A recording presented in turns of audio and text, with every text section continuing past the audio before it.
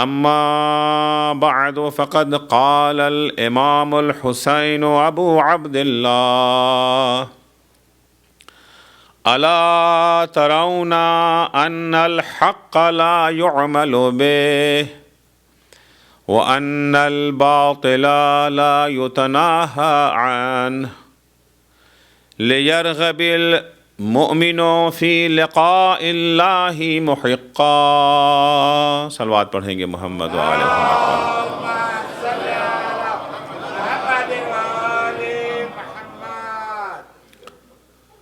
سرکار سید الشہداء حضرت امام حسین علیہ السلام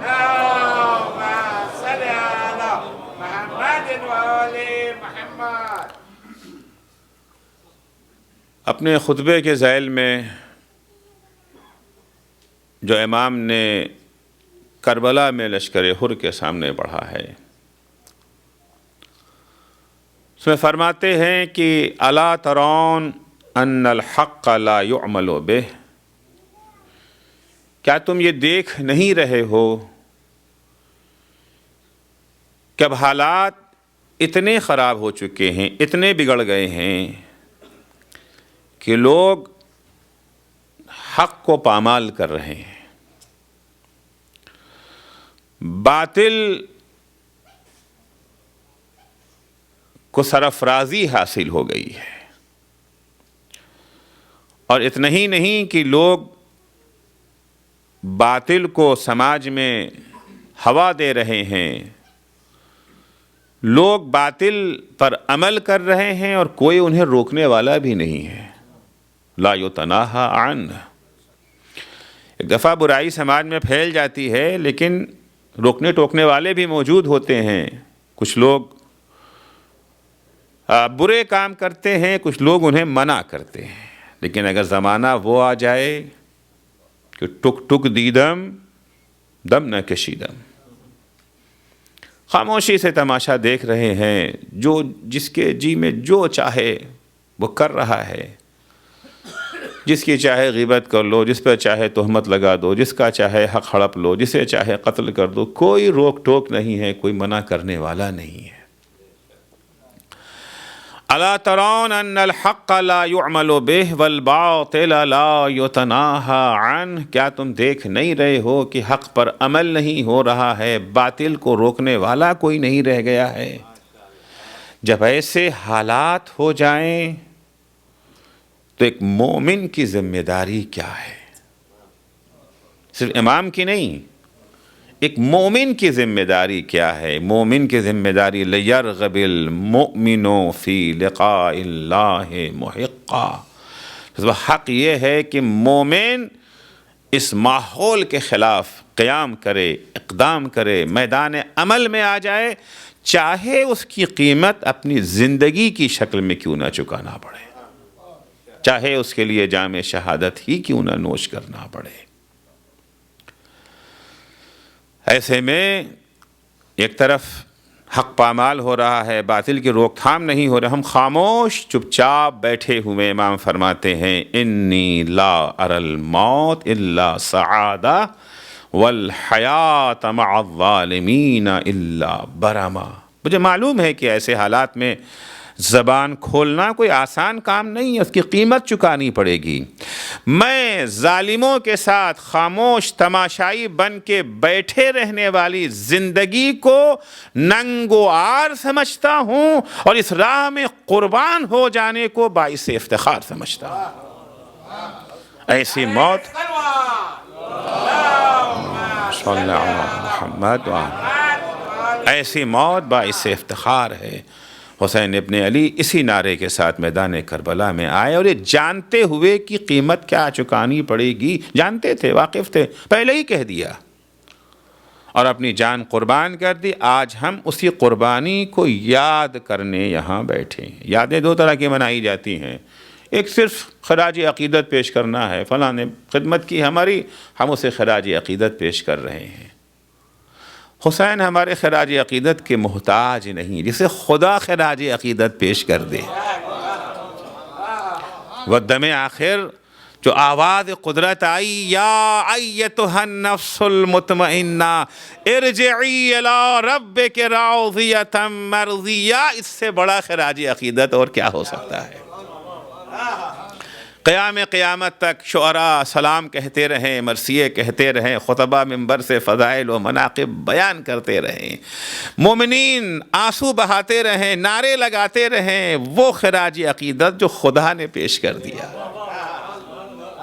حسین محتاج خراج، البتہ شرافت انسانی کا تقاضا ہے کہ ہم حسین کی خدمت میں خراج عقیدت پیش کریں، لیکن اصل مقصد ازا خراج عقیدت نہیں ہے، حسینی مشن کو آگے بڑھانا ہے۔ اصل مقصد ازا وہی ہے جو حسین نے ہماری ذمہ داری کو معین کیا تھا، ہم اپنی ذمہ داری پر قائم رہیں اور پورے ولولے کے ساتھ اس ذمہ داری کو نبھاتے رہیں۔ ذمہ داری کیا ہے؟ احقاق حق اور ابطال باطل، یہ مقصد کربلا ہے۔ عرض کیا تھا کہ اس سلسلے میں پہلا مرحلہ یہ پہچاننا ہے کہ حق کیا ہے، باطل کیا ہے۔ پہلے سے سمجھ لینا کہ اکثر یہ ہوتا ہے کہ ہم باطل کو حق سمجھ بیٹھتے ہیں اور حق کو باطل سمجھ بیٹھتے ہیں، غلط سمت میں قدم اٹھا لیتے ہیں۔ جس چیز کو جو ہے مٹانا چاہیے اسے پوری طاقت کے ساتھ قائم رکھنے کی کوشش کرتے ہیں، اور جسے قائم کرنا چاہیے اس کو یہ جو ہے مٹانے کے درپے ہو جاتے ہیں۔ پہلی چیز ہے حق اور باطل کو پہچان لینا، صحیح کیا ہے، غلط کیا ہے۔ امام محمد باقر علیہ السلام کا زمانہ ہے، خب امام اپنے کھیت میں کام کر رہے ہیں۔ ظاہر سے بات ہے کہ اسلام میں نہ کوئی کام چھوٹا ہے نہ کوئی کام بڑا ہے، مقصد کیا ہے اس کام کا، اس کام کا مقصد کیا۔ اگرچہ ہمارے یہاں کام کے لحاظ سے شخصیتیں معین کر دی جاتی ہیں، فلاں ڈاکٹر ہے، فلاں انجینئر ہے، فلاں مزدور ہے، فلاں میکینک ہے، فلاں آیت اللہ ہے، فلاں خطیب ہے، اور معلوم اس کا مقام بڑا ہے اس کا مقام چھوٹا ہے۔ کام کے لحاظ سے کسی کا درجہ معین نہیں ہوتا، کام کے پیچھے جو نیت کار فرما ہے۔ ممکن ہے ایک مزدور کے عمل کی قیمت ایک آیت اللہ کے عمل کی قیمت سے زیادہ ہو جائے۔ مزدور اگر عشق خدا میں رضائے خدا کے لیے کام کر رہا ہے اور آیت اللہ اگر حصول دنیا کے لیے کام کر رہا ہے، مزدور کی قیمت زیادہ ہے، آیت اللہ کی قیمت خدا کی نگاہ میں کچھ نہیں۔ مسئلہ یہ نہیں ہے کہ عمل اہم نہیں ہے، عمل کے پیچھے جو نیت کار فرما ہے۔ بات چندے کی ہو رہی تھی، بات ہو رہی تھی سینٹر کو ہیلپ کرنے کی ہو رہی تھی۔ ممکن ہے کوئی $1 سے مدد کرے، ممکن ہے کوئی لاکھوں ڈالر دیتے۔ $1 والے کی خدا کی نگاہ میں قیمت ہو اور لاکھوں والے کی قیمت نہ ہو، اسے ایک نے اپنی حیثیت کے مطابق جو اس کے بس میں تھا رضائے خدا کے لیے۔ امام حسن مجتبی علیہ السلام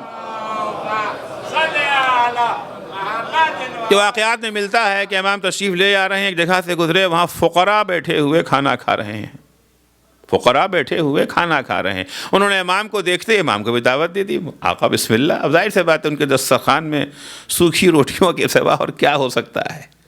امام بیٹھ گئے، ان کے ساتھ بیٹھ گئے، ان کی دعوت کو قبول کر لیا، ان کے کھانے کو جو بھی تھا بہرحال کھایا۔ کھانے کے بعد اب انہیں دعوت دی اپنے گھر میں، اب تم ہمارے گھر آؤ۔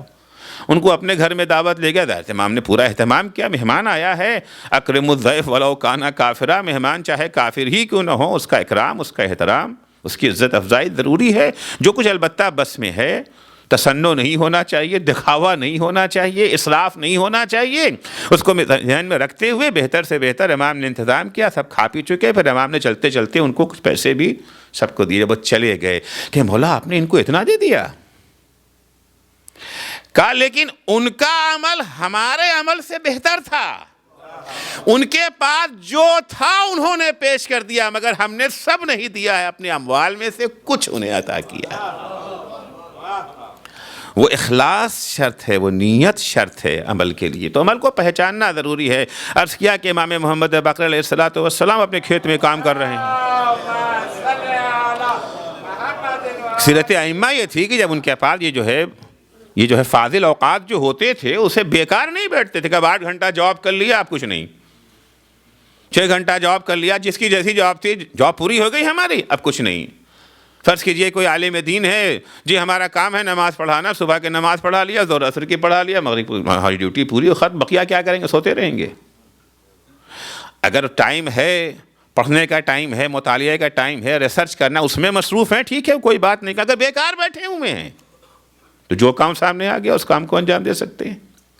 تو ائمہ کی سیرت ہمیشہ یہی رہی ہے کہ جو بھی فاضل وقت ملا، تعلیم سے، تربیت سے، ان چیزوں سے جو فاضل وقت ملا، اس میں کوئی بھی کام، اپنے کھیت میں امام کام کر رہے ہیں، ایک صاحب کو نصیحت سوجی، مشکل یہ جس سے نصیحت لینا ہے اس سے نصیحت کرنا چاہ رہے ہیں۔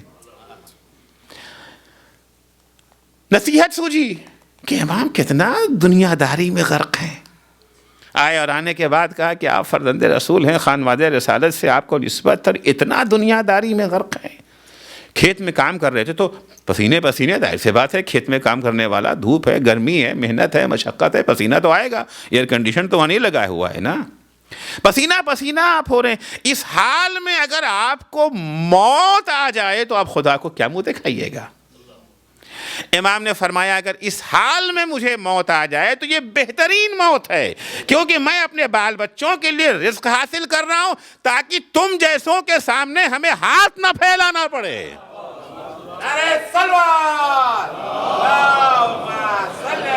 اس سے اچھی موت اور کیا ہو سکتی ہے؟ کہنے لگا میں آپ کو نصیحت کرنے آیا تھا، خود مجھے نصیحت مل گئی۔ وہ پہچان نہیں رہا تھا نا کہ صحیح کیا ہے، غلط سمجھ رہا تھا امام جس کام میں مصروف ہیں وہ غلط کام ہے، والعیاذ باللہ۔ تو بہت اہم مسئلہ ہے حق کو پہچاننا، باطل کو پہچاننا، صحیح کیا ہے، غلط کیا ہے۔ پہلا علم جو انسان کے لیے ضروری ہے وہ یہی ضروری ہے کہ صحیح اور غلط میں تمیز دے سکے، حق اور باطل کو پہچان سکے۔ بہت سارے لوگ جو گمراہ ہو گئے، کچھ تو وہ تھے جو حق کو پہچانتے تھے اور گمراہ ہو گئے، لیکن بڑی تعداد ان لوگوں کی جو حق کو پہچانتے ہی نہیں تھے۔ کربلا میں جو لوگ امام حسین علیہ السلام کے مقابلے میں آئے تھے، سب ایک طرح کے نہیں تھے، ان کی بہت ساری قسمیں ہیں۔ کچھ وہ تھے جنہیں حق معلوم ہی نہیں تھا، جو جانتے ہی نہیں تھے کہ حسین کون ہیں۔ قبائل کا نظام تھا، سردار قبیلہ جو ہے اسلام لایا، مسلمان ہوا، سارا قبیلہ مسلمان ہو گیا۔ ان کو پتہ ہی نہیں کہ توحید کیا ہے، نبوت کیا ہے، قرآن کیا ہے، کچھ نہیں جانتے ہیں، جہالت ہے۔ سردار قبیلہ مسلمان، یہ مسلمان، سردار قبیلہ مرتد ہو گیا، سب مرتد ہو گئے۔ آپ کوفے کی تاریخ کو دیکھیں نا، ہانی جب تک ہیں تو ہانی کے قبیلے کا موقف کچھ اور ہے۔ ہانی جب تک ہیں تو ہانی کا قبیلہ امام حسین کا حامی، یہ جو ہے مسلم کا حامی۔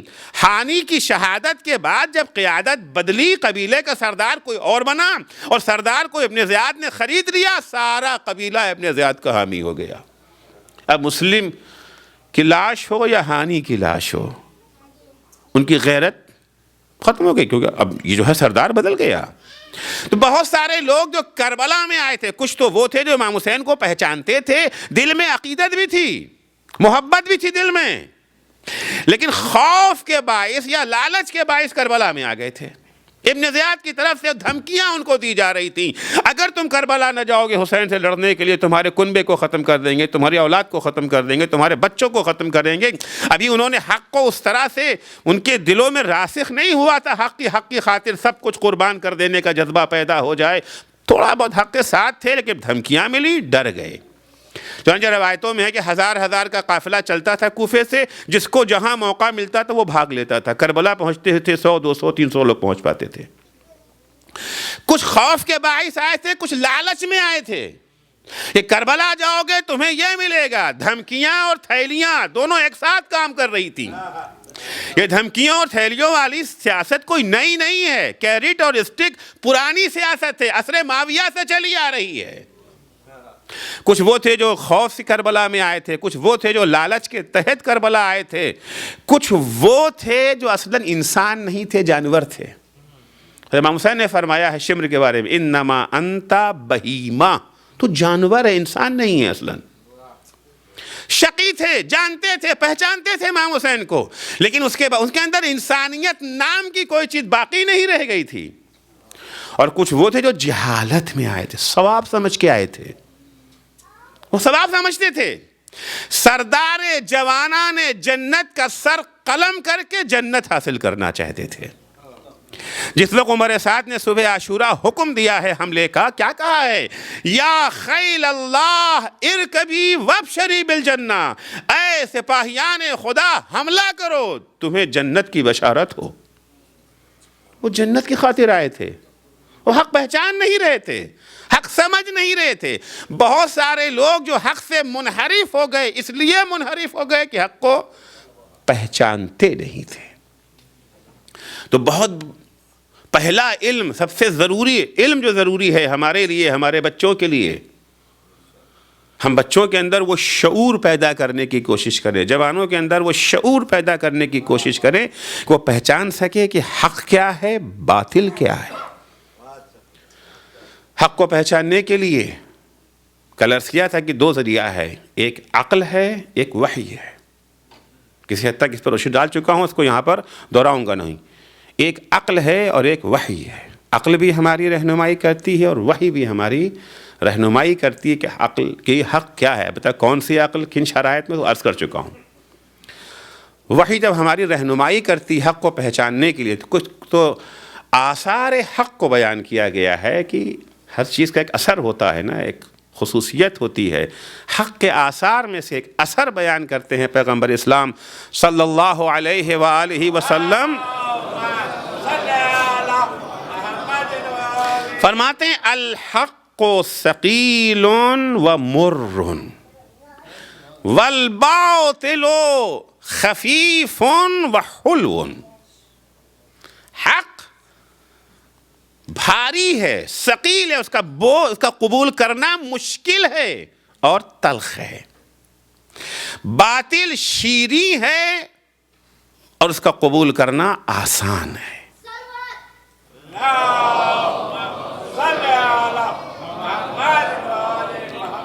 ماجد بھائی کے جہنشین پیدا ہو گئے ہیں، نہیں رہ گئے۔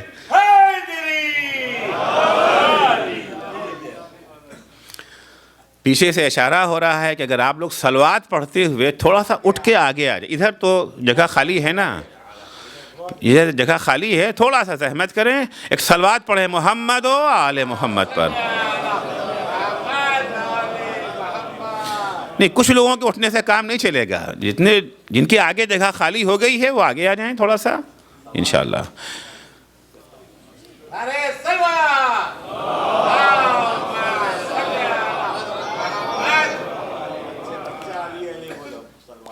تو الحق ثقیل و مر والباطل خفیف و حلو۔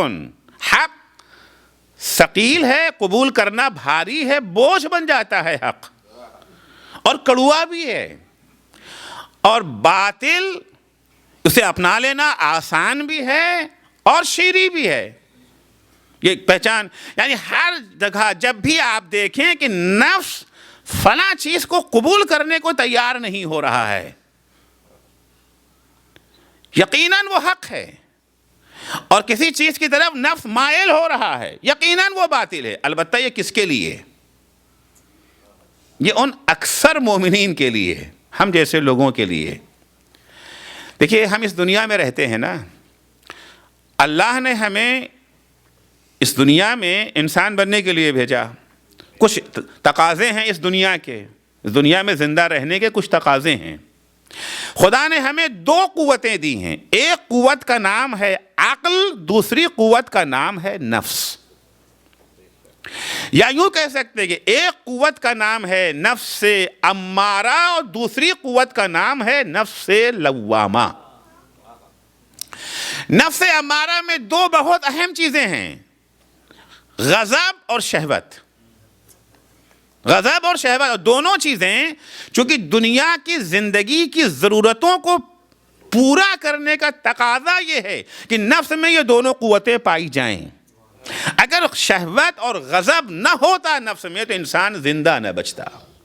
قوت غضبیہ ہمیں اس بات پر آمادہ کرتی ہے کہ جو ہم پہ حملہ آور ہوتے ہیں ان کا ہم دفاع کر سکیں۔ اگر اگر یہ دونوں طاقتیں نہ ہوتی تو انسان اس کائنات میں باقی نہ بچتا. تو ہم چونکہ دنیا میں رہتے ہیں، دنیا کی چیزیں ہمیشہ نفس کو اچھی لگتی ہیں. یہ طاقت خدا نے ہمیں دی ہے، قوت اللہ نے عنایت کی ہے. کیوں؟ حیات دنیاوی کے تقاضے کو پورا کرنے کے لیے. نفس چاہتا کیا؟ جب یہ قوت ہے نا ہمارے اندر، نفس یہ چاہتا کہ اس چمنزار دنیا میں اسے چرنے کی کھلی چھوٹ مل جائے. اسے اگر چھوڑ دیجئے تو چرنا اچھا لگتا ہے، اگر کوئی روک لے اسے، لگام کوئی لگا دے تو لگام کا لگنا یہ جو ہے برا لگتا ہے. حیات زندگی کے تقاضے کے تحت یہ دو قوتیں تو ضروری ہیں، مگر شرط یہ ہے کہ یہ کنٹرول میں رہیں. کھائیں ضرور کھائیں، لیکن اگر بے حد و حساب کھانے لگے تو جسم کو بھی نقصان پہنچے گا، روح کو بھی نقصان پہنچے گا. انہیں لگام لگانے کے لیے خدا نے دوسری قوت کو رکھا، جس کا نام یا عقل رکھ لیں یا نفس لوامہ رکھ لیں، کہ جب نفس بے راہ روی کی طرف جاتا ہے، بالکل آزادی کے ساتھ چرنے کی کوشش کرتا ہے، تو یہ اسے جو ہے لگام لگاتے. جب لگام لگتی ہے تو اسے برا لگتا ہے. جب لگام لگتی ہے تو اسے برا لگتا ہے. عقل لگام لگاتی نہیں، تمہیں کھانا تو ہے مگر یہ نہیں کھانا ہے، کھانا تو ہے مگر اتنا ہی کھانا، اس سے زیادہ نہیں کھانا ہے، اور فلاں فلاں چیزیں. تو نفس تو چاہ رہا ہے جب کھانے بیٹھے تو کھاتے جائیں، جو سامنے آئے اسے لے لیں، ہمیں کوئی روکے نہیں، ہمیں کوئی ٹوکے نہیں. لیکن جہاں سے ضرورت ختم ہو جاتی ہے اور اس کے بعد اگر انسان اسے مصرف کرنا چاہتا ہے، وہیں سے باطل شروع ہو جاتا ہے. تو نفس چونکہ ہم آہنگ ہے دنیا سے، ہم اس دنیا میں رہ رہے ہیں نا، لہذا نفس کو روکنا ٹوکنا پسند نہیں ہے. آزادی دے دیا، یعنی باطل راستوں پہ اگر چلنا لگا تو وہ اچھا بھی لگتا ہے، قبول کرنا آسان بھی ہوتا ہے. جو نفس چاہ رہا ہے وہ اگر آپ دے دیں، ایک انسان سے کہیں پیسے لوگے؟ ہاں لیں گے. 1000 بالکل، 1 لاکھ بالکل، 1 کروڑ بالکل، 1 ارب. اس سے کہیں پیسے دو گے؟ لینا آسان، دینا کیا ہے؟ مشکل ہو جاتا ہے. یہ ان لوگوں کے لیے جن کے یہاں ابھی نفس لوامہ اور نفس امارہ کے درمیان جنگ چل رہی ہے. کبھی نفس امارہ لوامہ پہ غالب ہو جاتا ہے، اور کبھی نفس لوامہ نفس امارہ پہ غالب ہو جاتا ہے. کبھی عقل نفس کے لیے سواری بن جاتی ہے اور نفس سوار، اور کبھی الٹا ہو جاتا ہے، نفس سواری ہے اور عقل سوار. کبھی دنیا جو ہے دین کے تابع ہو جاتی ہے اور کبھی دین دنیا کے تابع ہو جاتا ہے. کبھی یوں کہوں کشتی کے نیچے پانی آ جاتا ہے، کبھی کشتی کے اوپر پانی آ جاتا ہے. ہمارے یہاں یہی تو ہوتا رہتا ہے نا. کبھی دین جو ہے وہ جیت جاتا ہے، کبھی دنیا جیت جاتی ہے، کبھی نفس غالب آتا ہے، کبھی عقل غالب آتی ہے. جب عقل غالب آ جاتی ہے تو ہم حق کے جادے پہ آ جاتے ہیں، اور جب نفس غالب آ جاتا ہے تو ہم باطل کی طرف مائل ہو جاتے ہیں. لیکن کچھ شخصیتیں وہ ہیں جن کے ہاں جنگ ختم ہو گئی ہے، جن کے ہاں جنگ ختم ہوئی ہے.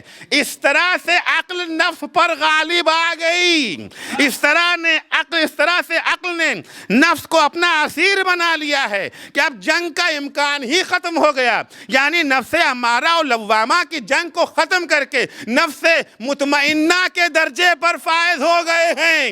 جو نفس مطمئنہ کے درجے پر فائز ہو جاتے، ان کے ہاں حق ثقیل نہیں ہے، ان کے ہاں حق تلخ نہیں ہے، بلکہ ان کے ہاں حق شیریں بن جاتا ہے، باطل تلخ ہو جاتا ہے. ایک صلوات پڑھیں گے محمد و آل محمد پر.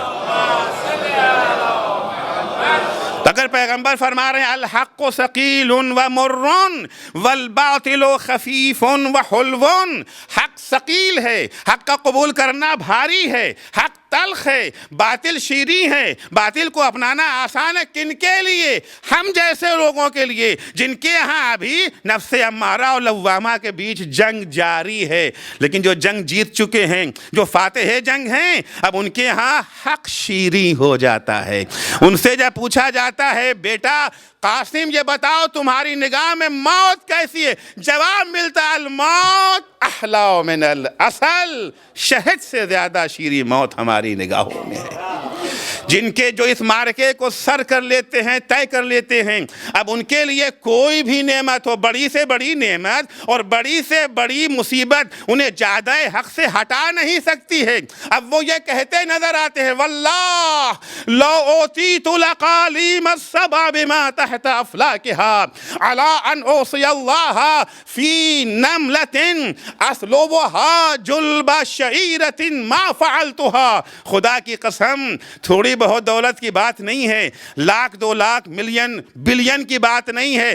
اگر یہ پوری کائنات اپنی تمام نعمتوں کے ساتھ علی کو دے دی جائے اور کہا جائے علی شرط یہ ہے کہ تم چھوٹا سا باطل انجام دے دو، چھوٹا سا باطل، کون سا باطل؟ کسی کو قتل کر دو، کسی کو تماچے لگا دو، نہیں، چونٹی کے منہ میں جو جو کا چھلکا ہے اسے چھین لو، ساری نعمتیں دنیا تمہیں دے دیں گے، پوری کائنات تمہارے لیے، اتنا سا کام کر دو، ما فعلتہ، میں حاضر نہیں ہوں، ساری نعمتوں کو ٹھکرا دوں گا، مگر میں اتنا سا بھی ظلم کرنے کو تیار نہیں ہوں، اور چاہے کتنی ہی سختیاں ہم پر پڑ جائیں، کتنی ہی مصیبتیں ہمیں برداشت کرنی پڑے، لیکن میں حق کے جادے سے ہٹنے کو تیار نہیں ہوں۔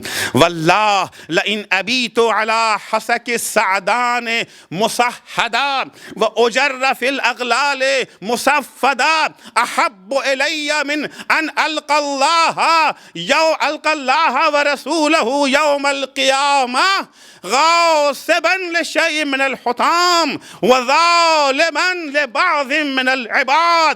خدا کی قسم اگر مجھے کانٹوں پر رات گزارنی پڑے، سعدان ایک ایسی جھاڑی، اس میں کانٹے ہوتے ہیں، اگر مجھے سعدان کی جھاڑی پر رات گزارنی پڑے، یا مجھے زنجیروں میں جکڑ کر کے گلی گلی پھرایا جائے، مجھے کانٹوں کی جھاڑی کے اوپر سونا منظور ہے، مجھے گلی گلی زنجیروں میں جکڑ کر کے پھرایا جانا منظور ہے، لیکن مجھے یہ منظور نہیں ہے کہ جب میں قیامت کے دن خدا اور اس کے رسول کے سامنے آؤں تو عالم یہ ہو کہ میں نے دنیا کی کسی معمولی سی چیز کو بھی غصب کیا ہو، یا اللہ کے بندوں میں سے کسی بندے پر ظلم کیا ہو۔ یہ مجھے برداشت نہیں ہے۔ کیوں؟ اس لیے کہ اب یہاں جنگ ختم ہو چکی ہے، اب یہاں نفس مطمئنہ کے مرحلے پر پہنچ چکے ہیں، اب یہاں پر حق تلخ نہیں ہے، یہاں پہ حق شیریں ہو گیا ہے۔ یہ تو ہم جیسے لوگوں کے لیے ہے کہ جو ابھی گھرے ہوئے ہیں، کبھی ادھر جاتے ہیں، کبھی ادھر جاتے ہیں، کبھی نفس مطمئنہ، کبھی نفس امارہ غالب ہو رہا ہے، کبھی نفس لوامہ غالب ہو رہا ہے، کبھی عقل غالب ہو رہی ہے، کبھی نفس غالب ہوا جا رہا ہے۔ لیکن جب انسان اس مرحلے سے گزر چکا ہوتا ہے تو اب دنیا کی کوئی چیز بھی اسے زیادہ حق سے ہٹا نہیں سکتی ہے۔ یہ تو میں نے مثال آپ کو مولا علی علیہ السلام کی پیش کی ہے۔ علی کے غلاموں کو آ کر کے دیکھ لیجئے، علی کا ایک غلام ابو ذر، علی کا ایک غلام ابو ذر چند سکے ہمیں زیادہ حق سے ہٹا دیتے ہیں، لیکن جو واقعاً علی کا چاہنے والا ہے، جو واقعاً مولائی ہے، ابو ذر سے بڑا مولائی کون ہے؟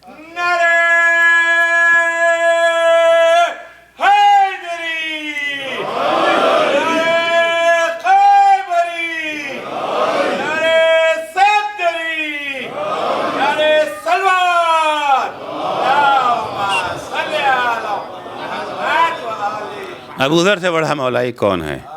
ابو ذر حق گوئی کی بنا پر جلا وطن کر دیے گئے ہیں، شام بھیج دیا گیا، کیونکہ شام میں خیال معاویہ کا یہ تھا کہ حق گویوں کا علاج وہاں ہو جاتا ہے، جو علاج مدینہ نہیں کر سکا تھا وہ علاج شام میں ہو جائے گا، بھیج دیا گیا ان کو شام گرفتار کر کے۔ ابو ذر اپنے گھر میں بیٹھے ہوئے، رات کا وقت ہے، ایک شخص آتا ہے تھیلی لیے ہوئے، سونے کے سکوں سے بھری ہوئی تھیلی لے کر کے آتے ہیں۔ بڑا خیال تھا معاویہ کو کہ سونے کی میں بہت طاقت ہے، بہت طاقت ہے سونے میں، بڑوں بڑوں کو جو ہے معاویہ نے خرید لیا تھا۔ سونے کی تھیلی آ گئی، ابو ذر کے سامنے لا کے رکھ دی گئی۔ ابو ذر نے کہا کیا ہے؟ کہ معاویہ نے بھیجا ہے۔ کہا اچھا، اتنا عادل ہو گیا ہے معاویہ کہ کہیں سے مال غنیمت آیا تو صبح ہونے کا بھی انتظار نہیں کیا اور رات ہی رات بھیج دیا۔ کہا نہیں یہ وہ نہیں ہے، یہ مال غنیمت و نعمت نہیں ہے، پھر کیا ہے؟ کہ یہ حضور کے لیے خصوصی تحفہ ہے، خصوصی تحفہ ہے۔ ابو ذر وہ ہیں جو حق، اور ابو ذر وہ ہیں جہاں نفس امارہ اور لوامہ کی جنگ ختم ہو چکی ہے، ختم ہو چکی ہے۔ اب ابو ذر کو اس سونے میں مزہ نہیں آ رہا، یہ سونا تلخ لگ رہا ہے۔ ہمیں تو اچھا لگے گا نا، اب یہ سونا تلخ لگ رہا ہے۔ انہوں نے تھیلی قبول کرنے سے انکار کر دیا کہ مجھے نہیں چاہیے، چونکہ ابو ذر سمجھ رہے تھے کہ یہ کاہے کے لیے ہے، الانسان عبید الاحسان، کسی کو اپنا بنانا ہے تو اس کے ساتھ اتنے تحفے تحائف دو، اتنا اسے زیر بار کر دو کہ پھر وہ حق کو بول نہ سکے۔ ہمارے ہاں فقہ میں ہے کہ ظالم بادشاہوں سے انعام و اکرام قبول کرنا حرام ہے۔ جوائز السلطان شیخ انصاری نے مقاصد میں پوری بحث کی ہے، حرام ہے۔ کیوں حرام ہے؟ خب بعض وجہ یہ بیان کی جاتی ہے کہ ظالم حاکموں کے پاس پیسہ ہی حرام ہوتا ہے، کوئی حلال تو پیسہ ہوتا نہیں ہے، زبردستی کے ٹیکس لے کر کے یہاں سے چوری کیا وہاں سے مارا، اس لیے ان کا پیسہ لینا حرام ہے، جائز نہیں ہے۔ شیخ انصاری کہتے ہیں نہیں، اگر کوئی ایسا حاکم ہو جس کا سارا ہے تو ظالم مگر پیسہ اس کا حلال ہے، ہوتے ہیں بعض نا، اورنگزیب کے بارے میں ہے نا کہ وہ قرآن کی جو ہے یہ کتابت کیا کرتا تھا، چھوٹا موٹا اس نے ایک باغچہ بنا رکھا تھا، اس میں کام کیا کرتا تھا، سبزیاں بویا کرتا تھا۔ اگر اس نے اپنی محنت سے سبزی بوئی ہے، سبزی اگائی ہے، اور وہ حلال پاکیزہ سبزی جو اس کے اپنے کھیت کی ہے، اپنے ہاتھوں سے اگائی ہوئی، اپنی محنت کی ہے، وہ آپ کو گفٹ میں دے رہا ہے تو کیا لے لیں گے؟ شیخ انصاری کہتے وہ بھی لینا حرام ہے، وہ بھی لینا حرام ہے۔ کیوں؟ وجہ بیان کرتے، وجہ یہ بیان کرتے الانسان عبید الاحسان، انسان بندے احسان ہے، احسان کے بوجھ تلے دب جاتا ہے، احسان کرنے والے کے خلاف پھر اس کی زبان نہیں ہل پاتی ہے۔ اس نے آپ کو تحفے دیے، آپ تحفے قبول کرتے رہے، موقع آیا اس کے خلاف بولنے کا، یہ تحفے زبان پہ تالا لگا دیتے ہیں۔ نہ صرف یہ کہ انسان اس کے خلاف آواز نہیں اٹھاتا ہے بلکہ تعویل اور توجیہ بھی کرنے لگتا ہے۔ ارے بھائی دنیا میں اب اچھا کون ہے؟ سبھی تو ظالم ہیں، اب کس سے تم، اب دنیا ہے، دنیا میں تو یہ ہوتا ہی رہتا ہے، مگر دیکھو نا اس نے فلاں اچھا بھی تو کام کیا ہے، بجائے اس کے کہ اس کی مخالفت کرتے ثناخوانی کیوں؟ وہ تحفہ ہے جو بول رہا ہے، وہ تحفہ ہے جس نے زبان پہ تالے لگا دیے ہیں۔ ابو ذر کہتے ہیں میں تھیلی قبول نہیں کروں گا، تو تھیلی قبول کرنے کا مطلب یہ ہے کہ میں بندہ معاویہ بن جاؤں گا۔ تھیلی واپس چلی گئی، یہاں تو بڑا زوم تھا نا کہ ہم ان کو اپنا بنا لیں گے۔ معاویہ نے عمرو عاص سے کہا کیا تو چال بیکار چلے گئی۔ عمرو عاص نے کہا نہیں یہ کیس ہمارا ہے، ہمیں دے دو، ہم اسے سنبھال لیں گے، کل لے جاؤ۔ عمرو عاص نے معاویہ کے غلاموں میں سے ایک غلام کو لے لیا، کہا اس کا اختیار مجھے دے دو، کہا تمہیں دے دیا اختیار۔ غلام کو لیا اور لینے کے بعد کہا یہ تھیلی لے جاؤ اور لے جا کر کے ابو ذر کو دے دو، اور دیکھو اگر ابو ذر نے یہ تھیلی قبول کر لی تو میں تمہیں آزاد کر دوں گا۔ پہلا قاصد جو تھیلی لے کر کے گیا تھا وہ حکومت ایک کارندہ تھا، حکومت کی ڈیوٹی انجام دے رہا تھا، اور لے نہ لے اس کی صحت پہ کیا اثر پڑتا ہے، لیکن اب یہ صرف ڈیوٹی نہیں انجام دے رہا ہے، اب تو یہ اپنے لیے جا رہا ہے، اپنی آزادی چاہتا ہے۔ پوری ایڑی چوٹی کا زور لگا دے گا یہ غلام کہ ابو ذر تھیلی کو قبول کر لیں۔ تھیلی لے کے ابو ذر کے پاس آیا، آنے کے بعد کہتا ہے کہ دیکھیے ہم نے آپ کے بارے میں بہت کچھ سنا ہے، آپ غریبوں کے مسیحا ہیں، آپ غلاموں کے ہمدرد ہیں، آپ فلاں ہیں، آپ فلاں ہیں، آپ ہی تو ہمارے مائی باپ ہیں، سب کچھ ہے۔ کہا ہاں وہ تو ہیں، کہنا کیا چاہتے ہو؟ کہتا ہے کہ کیا آپ نہیں چاہتے کہ مجھے آزادی مل جائے؟ آپ نہیں چاہتے میں آزاد ہو جاؤں؟ کیوں نہیں، ہماری خواہش ہے کہ ہر غلام اسے آزادی مل جائے، ہم تمہاری آزادی چاہتے تو ہماری آزادی آپ کے ہاتھ میں ہے، اگر یہ تھیلی آپ قبول کر لیں گے معاویہ ہمیں آزاد کر دے گا۔ عجب جواب ابو ذر دیتے ہیں، مجھے تمہاری آزادی چاہیے مگر اپنے کو غلام بنا کر کے کہ نہیں، تھیلی کو قبول کرنے کا مطلب ہے اپنے کو غلام بنا دینا معاویہ کا۔ صلوات پڑھیں گے محمد و آل محمد پر۔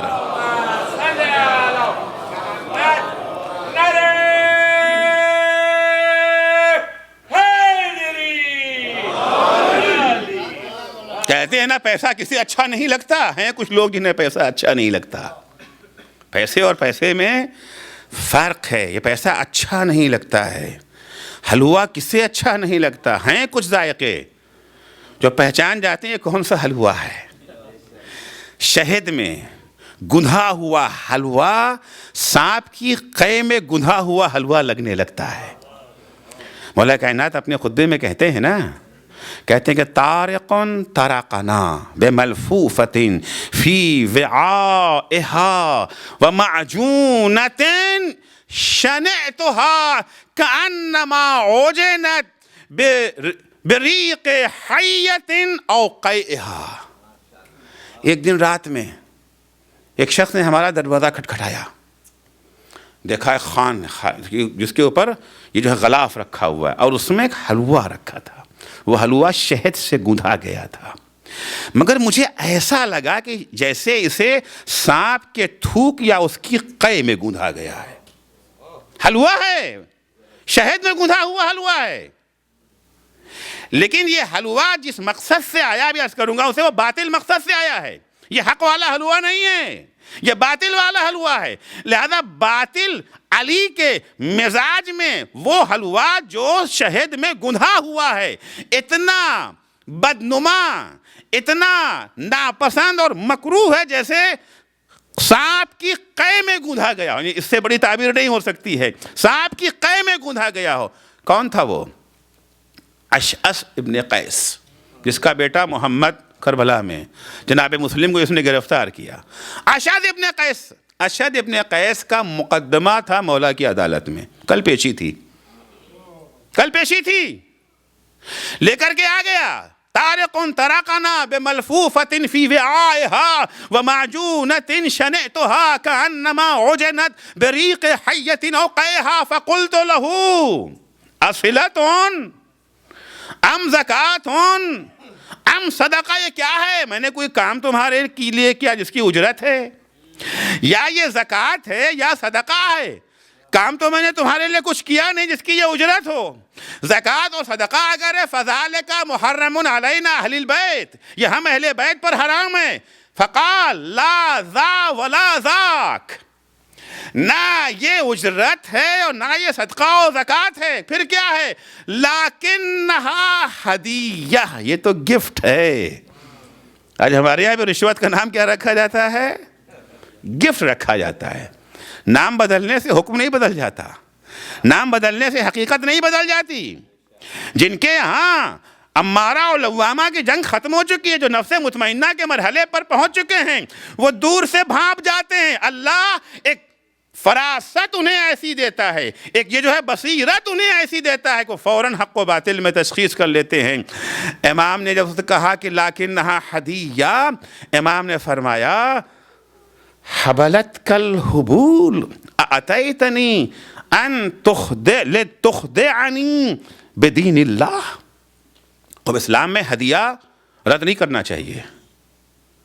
الہدیۃ لا ترد. اگر کوئی آپ کو گفٹ دے رہا ہے تو دعوت اسلام یہ ہے، حکم اسلام یہ ہے کہ آپ ہدیے کو رد نہ کریں، گفٹ کو لے لیں. حتیٰ اگر آپ یہ جو ہے مستحب روزہ رکھے ہوئے ہیں اور کوئی آپ کو کھانے پہ دعوت دے رہا ہے، اس کا ہدیہ ہے نا، گفٹ ہے، تو آپ نہ کہیں کہ ہم روزے سے ہیں، آپ کھا لیجئے. روزے کا کیا ہوگا؟ کہ روزے کا ثواب بھی ملے گا اور مومن کا ہدیہ قبول کرنے کا ثواب بھی ملے گا.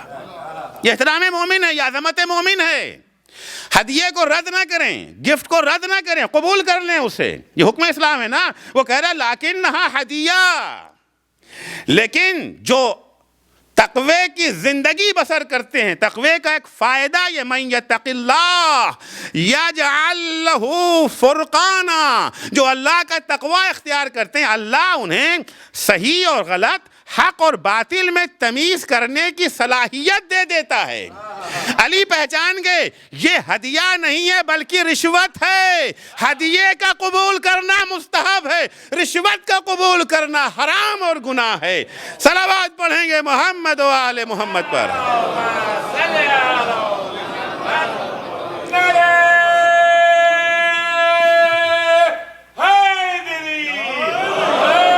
آج گفٹ کے نام پر سب کچھ قبول کر لیا جاتا ہے. گفٹ ہے فلاں چیز آگے گفٹ ہے. اگر گفٹ دینے سے پہلے لینے سے سوچا ہوتا کہ آج ہی کیوں مل رہا ہے، اس منصب پہ آنے کے بعد کیوں ملا. ایران میں جس وقت انقلاب آیا، انقلاب کی یہ جو ہے ابتدائی ایام میں آیت اللہ ہے منتظری کے گھر میں ایک صاحب نے لا کے ان کو قالین گفٹ کیا، نفیس قالین. جب ان کے گھر میں قالین نہیں تھا قالین بچھ گیا. ان کے بیٹے شہید محمد منتظری جب گھر میں داخل ہوئے, دیکھا گھر میں قالین بچھا ہوا ہے, گھر میں قالین بچھا ہوا. بابا یہ کہاں سے آیا؟ ہم لوگ تو سادہ زندگی بسر کرنے والے تھے. یہ قالین کری نہیں, میں نے خریدا نہیں ہوں, فلاں صاحب نے گفٹ میں لا کے دیا. اب گفٹ تو رد نہیں کیا جاتا ہے. کہ بابا آپ نے سوچا نہیں کہ یہ گفٹ ہے یا رشوت؟ یہ گفٹ پہلے کسی نے کیوں نہیں دے دیا؟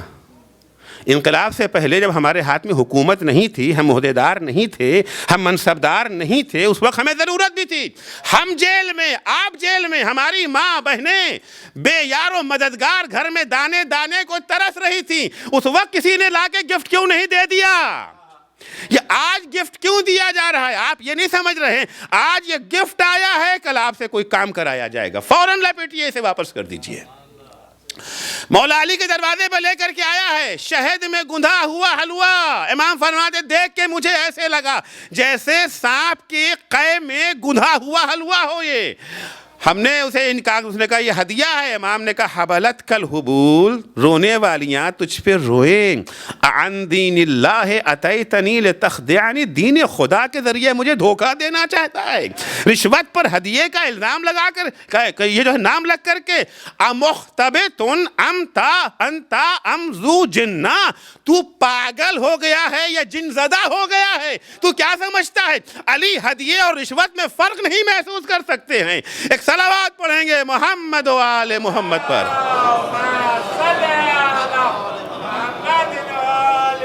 الحق مر, الحق ثقیل ومر, والباطل خفیف وحلو. کن کے لیے؟ وہ اکثریت کے لیے, ہم جیسے لوگوں کے لیے, ہم جیسے لوگوں کے لیے. ہمارے قدم ڈگمگانے لگتے ہیں نا, ہمارے قدم ڈگمگانے لگتے ہیں. بہت مشکل راستہ ہے یہ. نفس, ارے بھائی اب لے کر کے آئے ہیں, اب تو بہرحال اب ہمیشہ ایک دوسرے پر شک ہی کیوں کرتے ہیں؟ کوئی ضروری ہے کہ حتم شک کی نگاہ سے, ہمیں کیا پتا اس کا دل چیر کے دیکھا ہے ہم نے؟ یہ سب تعویلیں ہیں جو نفس ایسے موقع پر کرتا ہے, اور انسان پھر اس کا اسیر ہو جاتا ہے. لیکن جہاں کے اوپر جنگ ختم ہو گئی ہے, ہمارے ہاں عالم یہ ہے, ہم چونکہ ابھی جنگ چل رہی ہے نا, ہم اپنی گاڑھی کمائی سے جو بچت ہو گئی ہے اس میں سے بھی کچھ دینے کو تیار نہیں ہوتے. بھاری لگتا ہے نا. اگر فرض کیجئے کہ $100 بچت ہوئی, $20 خمس نکالنا ہے تو شاید نکال بھی دیں. لیکن اگر $1,00,000 بچت ہے اور 20,000 نکالنا ہے, $1 ملین اگر ہماری بچت اور سیونگ ہے, اور اس میں سے ہم کو 2 لاکھ نکال دینا ہے, تو بہت بھاری ہو جاتا ہے. نکالنا بھاری ہو جاتا ہے. طرح طرح کہ یہ کون سی بات ہوئی, کمائے ہم کھائے کوئی اور. مفت خوری ہے اسلام میں کہاں ہے؟ مفت خوروں کو پالنا ہے. ہزار طرح کی توجیہ اور تعویلیں ہونے لگتی. کیوں؟ ابھی ہم اس درجے پر نہیں پہنچے. ہمارے یہاں حق ثقیل ہے. دے دینا حق ہے, نہ دینا باطل ہے. نہ دینا زیادہ اچھا لگتا ہے ہمیں. لیکن جن کے یہاں جو اس مرحلے پر پہنچ گئے ہیں, ان کے ہاں نہ صرف یہ کہ اپنی گاڑھی کمائی سے کچھ دینا مشکل نہیں ہے, بلکہ سب کچھ دے دینا بھی آسان ہے. سب کچھ دے دینا بھی آسان ہے. جو صرف واجب خمس و زکوٰۃ پر اکتفا نہیں کرتے ہیں بلکہ ایثار کے مرحلے پر پہنچ گئے ہیں. ہمیں کھانا اچھا لگتا ہے, انہیں کھلانا اچھا لگتا ہے. مرحلے ایثار پہ پہنچے ہیں. وَيُؤْثِرُونَ عَلَىٰ أَنفُسِهِمْ وَلَوْ كَانَ بِهِمْ خَصَاصَةٌ. اسلامی جہاد, اسلام کی یہ جو ہے مالی جہاد کی 4 اسٹیج ہے. مالی جہاد کی 4 اسٹیج ہے. پہلی اسٹیج مالی جہاد کی کیا ہے؟ پہلی اسٹیج مالی جہاد کی ہے کہ ہم نے کھایا پیا کمایا خرچ کیا, اس کے بعد جو سیونگ ہو گئی اس میں سے 20%, سال بھر کھانے کمانے کے بعد 20% خمس کے نام سے, یا خاص حد نصاب میں اگر غلہ وغیرہ اونٹ بھیڑ بکری ہمارے پاس ہے پہنچ گئی تو یہ جو ہے زکوٰۃ کا ادا کر دینا. یہ اسلام کے مالی جہاد کی پہلی اسٹیج ہے, پہلا مرحلہ ہے. دوسرا مرحلہ مالی جہاد کا ہے انفاق. یہی گفتگو ختم نہیں ہو جاتی ہے. دوسرا مرحلہ کیا ہے؟ انفاق. انفاق کیا ہے؟ قرآن مجید میں ہے کہ یسألونک ماذا ينفقون. قرآن میں ہے نا, بار بار انفاق کا لفظ آیا ہے. وہم یہ جو ہے ينفقون، تو آ کے پوچھتے تھے کیا انفاق کرنے، کیا خمس و زکوٰۃ کے بعد بھی کچھ دینا ہے؟ وہ تو وہی بہت مشکل تھا، اس کے بعد بھی کچھ ہے؟ کہاں جواب آیا، یسألونک ماذا ينفقون قل العفو۔ پیغمبر یہ آپ سے آ کے پوچھتے ہیں کیا انفاق کریں، ان سے کہہ دے جو کچھ تمہارے پاس ایکسٹرا ہے، اضافہ ہے، سب دے دو۔ سال بھر ہم نے کمایا، $1,00,000 کی انکم ہو گئی، خرچ ہمارا ہے $50,000 کا، $50,000 بچ گئے۔ خمس کیا تھا؟ 50,000 میں سے 10,000 دے دو، یہ اور بقیہ جو آپ کی رقم بچی اسے آپ اپنے پاس رکھ لیں۔ انفاق کیا ہے؟ 50,000 بچا، 50,000 کا 50,000 دے دو۔ وہ ہائی اسکول میں تھے جب ہم دیا کرتے تھے 20%، بقیہ 80 رکھ لیتے تھے۔ اب یہ جو ہے گریجویشن کر لیا ہے نا، اب درجہ بڑھ گیا ہے، آپ کا درجہ ایمان بڑھا، درجہ تقوی بڑھا، درجہ عبدیت بڑھ گیا۔ اب خمس و زکوٰۃ سے کام نہیں چلنے والا ہے، دوسرا مرحلہ انفاق کا ہے، جو اضافہ ہو وہ دے دیں۔ کسے دے دیں؟ فلاں غریب بھوکا ہے اسے دے دیں۔ بھوک فقط جسم کی مگر ہوتی ہے، بھوک جسم کی ہے، بھوک روح کی بھی ہے۔ بھوکوں کو کھانا فراہم کرنے کے لیے آپ نے سینٹر قائم کر دیا، ہوٹل فری، آؤ کھانا کھاؤ، تاکہ جسم کی بھوک بھر جائے، مٹ جائے جسم کی بھوک اور روح کی بھوک۔ آپ نے انتظام کر دیا، پیسے وہاں دے رہے ہیں، کیوں تھا؟ وہاں پر غریب آتے ہیں کھانا کھانے کے لیے، $50,000 $20,000 $10,000 $2 $5 اپنی حیثیت کے مطابق دیتے چلے جا رہے ہیں۔ کچھ جگہیں وہ ہوتی ہیں جہاں روح کی بھوک مٹائی جاتی ہے، جہاں روح کی بھوک مٹائی جاتی ہے۔ مسجدیں روح کی بھوک مٹاتی ہیں، امام باڑے روح کی بھوک مٹاتے ہیں، اسلامک سینٹر روح کی بھوک مٹاتے ہیں، اسلامی کتابیں روح کی بھوک مٹاتے ہیں۔ یہ سارے وسائل جو انسان کی روح کو غذا فراہم کرتے ہیں، جیسے وہاں مدد کرنا ہے ویسے یہاں مدد کرنا ہے۔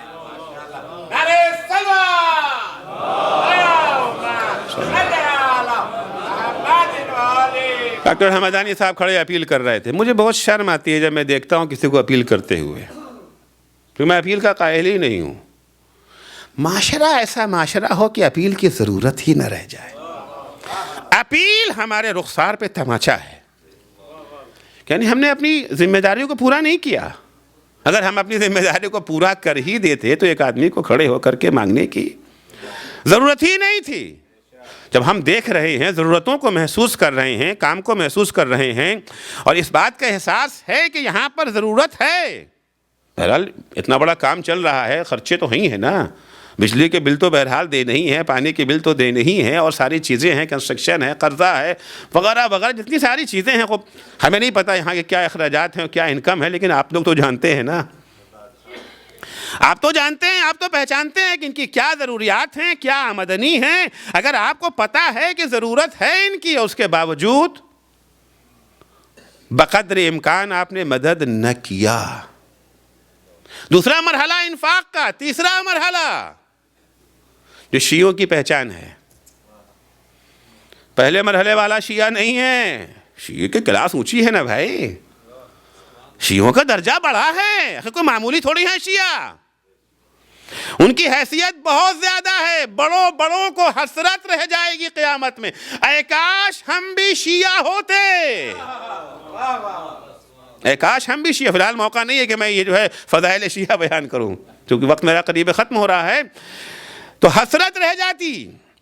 شیعہ بہت بڑا درجہ ہے۔ تیسرا مرحلہ جو ہے وہ شیعوں کے لیے وہ کیا ہے؟ وہ ہے مواسات۔ وہ درجہ جہاد مالی کا درجہ ہے، مواسات کا۔ مواسات کسے کہتے ہیں؟ پہلا مرحلہ خمس و زکوٰۃ کا تھا کہ جو ہمارے پاس بچت وغیرہ سیونگ ہوئی اس میں سے ہم نے 20% خمس نکال دیا، باقی 80 پھر بھی ہمارے پاس بچا ہے۔ دوسرا مرحلہ کو، دوسری اسٹیج، ترقی کیا نا، کلاس اوپر چلی گئی ہماری۔ دوسری اسٹیج کیا ہے؟ دوسری اسٹیج ہے انفاق۔ تیسری اسٹیج ہے مواسات۔ مواسات کسے کہتے ہیں؟ آج ہم نے $50 کمایا اور $50 ہماری ضرورت ہے، اضافہ کچھ نہیں ہے، سیونگ تو چھوڑیے، آج کی ضرورت اس سے ہماری پوری ہو جائے گی۔ ہمارا ایک بھائی ہے جو واقعاً مدد کا محتاج ہے، واقعاً محتاج مدد ہے، اگر ہم اسے دے دیتے ہیں تو ہماری اپنی ضرورت ادھوری رہ جائے گی۔ مواسات یہ ہے کہ آدھا اسے دے دو، آدھا اپنے پاس رکھ لو، آدھی اپنی ضرورت کو پورا کر لیا، یعنی اس کے دکھ درد خوشی غم میں شریک ہونا، ہم نے اسے اپنی خوشی میں شریک کر لیا، ہم اس کے دکھ درد میں شامل ہو گئے۔ یہ درجہ ہے مواسات کا۔ چھٹے امام جعفر صادق علیہ السلام نے جہاں شیعوں کی پہچان بیان کی، امتحنوا شیعتنا، ہمارے شیعوں کو پرکھو، دعویٰ کافی نہیں ہے تشیع کا، پرکھ ضروری ہے۔ پہچان کیا ہے، کسوٹی کیا ہے، معیار کیا ہے؟ شیعہ ہونے کا امام فرماتے ہیں امتحنوا شیعتنا عند مواقیت الصلاۃ کیف محافظتہم علیہا، ہمارے شیعوں کو اگر پہچاننا ہے تو نماز کے وقت دیکھو وہ نماز کی کس طرح سے حفاظت کرتے ہیں، وعند اسرارنا کیف حفظہم لہا عند اعدائنا، دیکھو ہمارے اسرار کو دشمنوں سے کس طرح سے بچاتے ہیں، وَإِلَىٰ أَغْنِيَائِهِمْ کیف مواساتہم لِإِخْوَانِہم، اور جن کو اللہ نے نوازا ہے دیکھو وہ اپنے شیعہ بھائیوں کے ساتھ مواسات کس طرح سے کرتے ہیں۔ اگر مواسات ہے تو ہم دعوی تشیع میں سچے ہیں، چونکہ شیعت کا درجہ بڑھا ہے نا بھائی، جیسے جیسے جن کے رتبے ہیں سوا ان کو سوا مشکل ہے۔ چوتھا مرحلہ ایثار کا مرحلہ ہے، کہ البتہ یہاں پر اہل بیت کے سوا کوئی نظر نہیں آتا، یہ اہل بیت کا درجہ، اہل بیت کا مرحلہ ہے۔ وہ کیا ہے؟ $50 ہم نے کمایا، $50 ہماری ضرورت ہے، ہمارا برادر مومن اس کو بھی ضرورت ہے، ہم نے 25 نہیں 50 کا 50 اسے دے دیا، تم کھاؤ ہم بھوکے رہیں گے، تم کھاؤ ہم بھوکے رہیں گے۔ وَيُؤْثِرُونَ عَلَىٰ أَنفُسِهِمْ وَلَوْ كَانَ بِهِمْ خَصَاصَةٌ، قرآن کہتا ہے کچھ بندے ایسے بھی ہیں دوسروں کو اپنے اوپر مقدم رکھتے ہیں کہ خود ان کو اس کی ضرورت ہے۔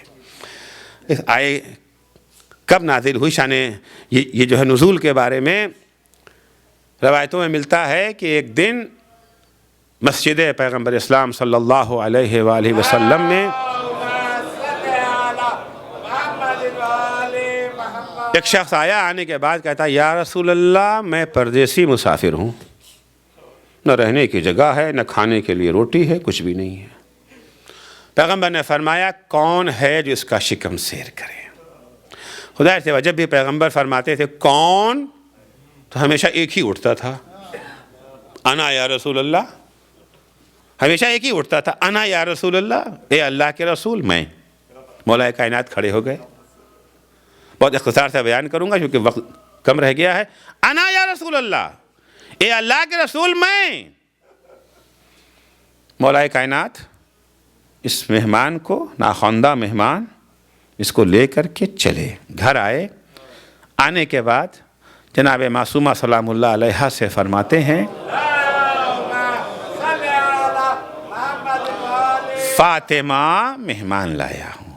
عظمت فاطمہ زہرا سلام اللہ علیہا دیکھیں، فاطمہ مہمان لایا ہوں، گھر میں کچھ کھانے کو ہے۔ یہ جو ہے فریزر والا گھر نہیں ہے، یہ فریزر والا گھر نہیں ہے جہاں 1 مہینے کے اسٹاک رکھا رہتا ہے، یہاں تو ہمیشہ فاقی ہوتے ہیں۔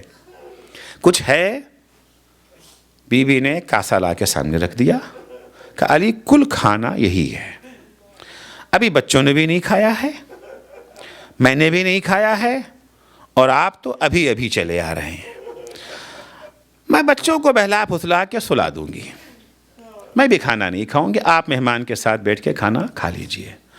مولا نے کھانے کو دیکھا، کھانا اتنا ہے جس سے صرف ایک انسان کا پیٹ بھر سکتا ہے۔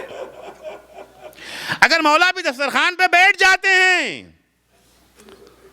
تو اس کا پیٹ نہیں بھرے گا، بھوکا رہ جائے گا۔ خوب ایک حل ہی ہو سکتا تھا دسترخوان لگا کے کھانا اس کے آگے رکھ دیں، خود نہ کھائیں۔ عرض کیا نا، انسان کے 2 پیٹ ہے نا، ایک جسم کا پیٹ ہے، ایک روح کا پیٹ ہے۔ تو جسم کا پیٹ تو بھر جاتا مگر روح کا پیٹ بھوکا رہ جاتا، ضمیر سے کچوکے لگاتا، ہماری وجہ سے میرا میزبان بھوکا رہ گیا۔ مولا نہیں چاہتے کہ اسے شرمندگی کا احساس بھی ہو تدبیر نکالی، چراغ کو بہانے سے گل کر دیا، معصومہ کے حوالے کیا کہ دیکھو جب تک کھانا ختم نہ ہو جائے تب تک چراغ جلا کے مت دینا۔ مولا نے دسترخوان لا کے لگا دیا، ایک کاسا جس میں کھانا تھا مہمان کے آگے رکھ دیا، ایک خالی کاسا اپنے آگے رکھ لیا۔ اتنی روشنی نہیں ہے کہ وہ دیکھ سکے کس میں کھانا ہے کون خالی ہے۔ دسترخوان لگ گیا، ایک کاسا اس کے آگے ایک کاسا اپنے آگے، کہا بسم اللہ، اس نے کھانا شروع کیا۔ مولا بھی کاسے میں ہاتھ ڈالتے ہیں، دہن کی طرف لے جاتے ہیں۔ کھانے والا یہ سوچ رہا ہے کہ علی بھی کھانا کھا رہے ہیں۔ جب کھانا ختم ہو گیا، کھانا ختم ہو جانے کے بعد بی بی نے چراغ جلایا، ادھر چراغ جلا، ادھر دروازے پہ دق الباب ہوا۔ مولا نے جا کے دروازہ کھولا، کیا دیکھا کہ رسول خدا دروازے پہ کھڑے ہوئے ہیں۔ علی، آج اس گھر میں کیا ہو رہا ہے؟ ارے ابھی جبریل تمہاری شان میں یہ آیت لے کر کے نازل ہوئے ہیں، وَيُؤْثِرُونَ عَلَىٰ أَنفُسِهِمْ وَلَوْ كَانَ بِهِمْ خَصَاصَةٌ۔ ارے ہمارے کچھ بندے ایسے بھی ہیں دوسروں کو اپنے اوپر مقدم رکھتے ہیں چاہے وہ خود بھوکے رہ جائیں۔ یہ وہ مرحلہ ہے۔ ہم جس مرحلے میں ہیں ہمیں اپنی زندگی بچانے کا بڑا شوق ہوتا ہے، ہم محفوظ رہیں، ہماری اولاد محفوظ رہ جائے۔ دین پر وقت آ گیا ہے، حق پر وقت آ گیا ہے، حق کو بچانے کے لیے ہمیں اپنی زندگی کو قربان کرنا۔ مختلف بہانے ہمارے پاس ہوتے ہیں، ہم خود بھی محفوظ رہ جائیں، ہماری اولاد بھی محفوظ رہ جائے۔ لیکن جو اس مرحلے سے گزر چکے ہیں، جو نفس مطمئنہ کے صف میں آ چکے ہیں، ان کے ہاں یہ ہے کہ ہم خود قربان ہوں، ہماری اولاد قربان ہوں، اور اگر ہم خود نہیں قربان ہو سکتے ہیں کم سے کم ہماری اولاد قربان ہو جائے۔ یہ جذبہ آپ کو ملے گا تو کربلا میں ملے گا۔ ام البنین اگر کربلا نہیں جا سکتی ہیں، ام البنین اگر اپنی قربانی نہیں پیش کر سکتی ہیں، اپنے لاڈلوں کو حسین کے ہمراہ کر۔ بچوں دیکھو، جب بھی آقا پہ وقت آ جائے تو اپنے کو قربان کر دینا۔ عبداللہ ابن جعفر اگر کسی وجہ سے خود نہیں جا سکتے تھے، اپنے لاڈلوں اون و محمد کو حسین کے حوالے کر دیا۔ اے بچوں، جب کبھی ماموں پہ وقت آ جائے تو اپنی جان قربان کر دینا۔ اجرکم علی اللہ، شب عاشور آ گئی، آخری گفتگو بھی ختم ہو چکی ہے۔ آخری گفتگو ختم ہو جانے کے بعد جب امام حسین جناب زینب کے خیمے میں آئے، کہ بھیا کیا طے پایا؟ کہ بہن اتنا سمجھ لو، کل کا سورج جب نکلے گا تو ہمارے وہ حسین چہرے، وہ نونہال بچے جو آج ہماری نگاہوں کے سامنے ہیں، کل ان کے جنازے ہماری نگاہوں کے سامنے ہوں گے۔ جب یہ خبر مل گئی، اب ہر بی بی خود تو میدان میں نہیں جا سکتی ہے نا، کوشش یہ ہے کہ اپنی طرف سے اپنے نونہالوں کو قربان کر دیں۔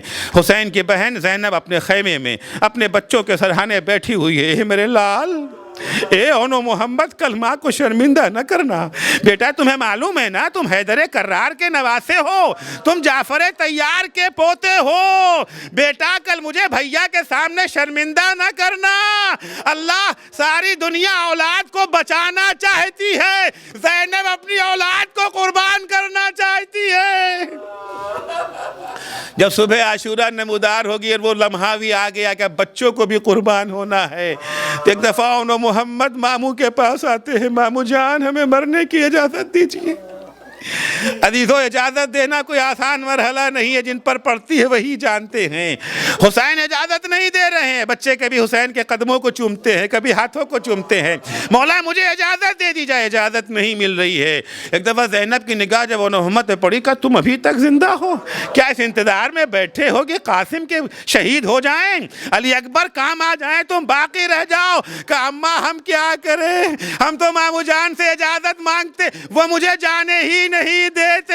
زینب نے ایک دفعہ دونوں بچوں کا ہاتھ پکڑا، بھائی کے پاس آ گئی، بھیا آپ یہ بتائیں میں نے کبھی آپ سے کچھ مانگا ہے؟ نہیں بہن، تم نے کبھی کچھ نہ مانگا، تو بھیا آج مانگ رہی ہوں، بولو بہن کیا کہنا؟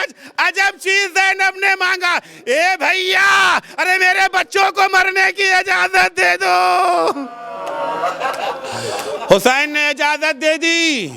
عباس جیسے استاد نے اون محمد کو گھوڑے پہ سوار کیا، بچوں کو تیار کیا، بچے رخصت آخر کے لیے ماں کے پاس آئے۔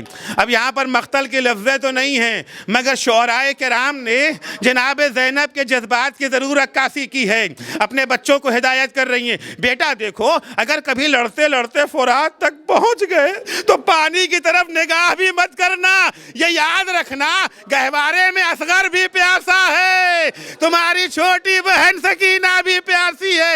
بیٹا اس طرح سے جنگ کرنا انہیں تمہارے دادا اور نانا کی یاد آ جائے، تم کیوں کہو کہ لال خدا کے ولی کے ہو، فوجیں پکار اٹھے کہ نواز علی کے ہو۔ اجرکم اللہ۔ بس چند جملے اور مجلس تمام۔ بچے میدان میں آئے، کم سن بچے جنگ کر رہے ہیں، رجس پڑھ کے اپنا تعارف کر، ہمیں پہچان لو پہچان لو۔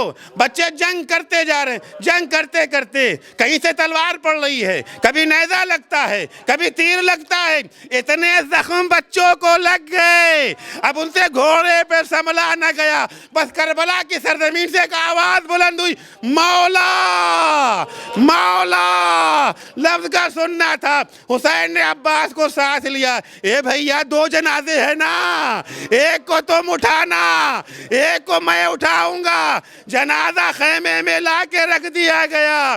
فضہ زینب کے پاس گئی، بی بی چلیے شہزادے واپس آ گئے ہیں۔